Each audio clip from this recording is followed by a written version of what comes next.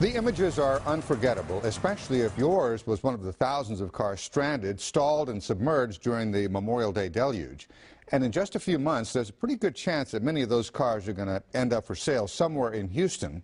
And flood cars are not always easy to spot. So tonight, investigator Joel Eisenbaum is teaming up with mechanics and fraud experts to show you the red flags. The historic Houston flood left between 7,000 and 10,000 cars with some type of flood damage. We probably have close to a dozen vehicles here currently.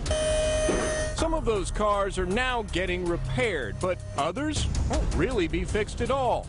That means no insurance claim, no record of the vehicle being flooded.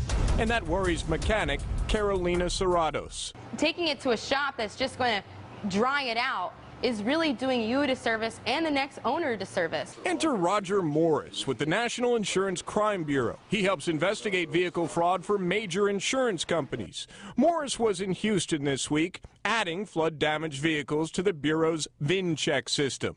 VIN-Check is a free database of vehicles that are part of an insurance claim. But once they're entered into the database, unless there's a good title wash done on them or some very sophisticated scheme, we can usually track that down. But the flooded vehicles he can't track, those are the cars and trucks that often end up back on the market with little or no repair work. They'll try and sell you a car, maybe clean it up a bit, and then in a month or two you start smelling things, you start seeing mold, and you start having mechanical problems. So how do you make sure that the car or truck you want to buy wasn't a victim of Houston's historic floods? We asked the folks at Carfax to show us the top signs. When you're doing your test drive and you're walking around the car to inspect it yourself, look for signs of water damage.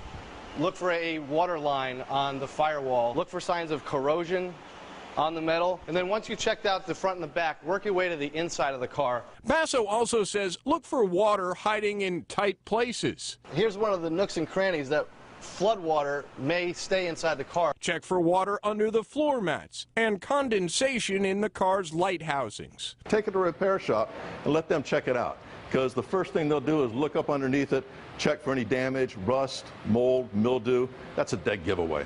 Morris also warns against buying a car online. If you're buying from somebody like Craigslist, those cars may not have been insured. They may have been damaged, they may be flooded, and you're getting scammed. And finally, check that vehicle identification number. Use the National Insurance Crime Bureau database or services like Carfax To get a history on that vehicle and to make sure you're not being scammed. Joel Eisenbaum, KPRC Channel 2 News.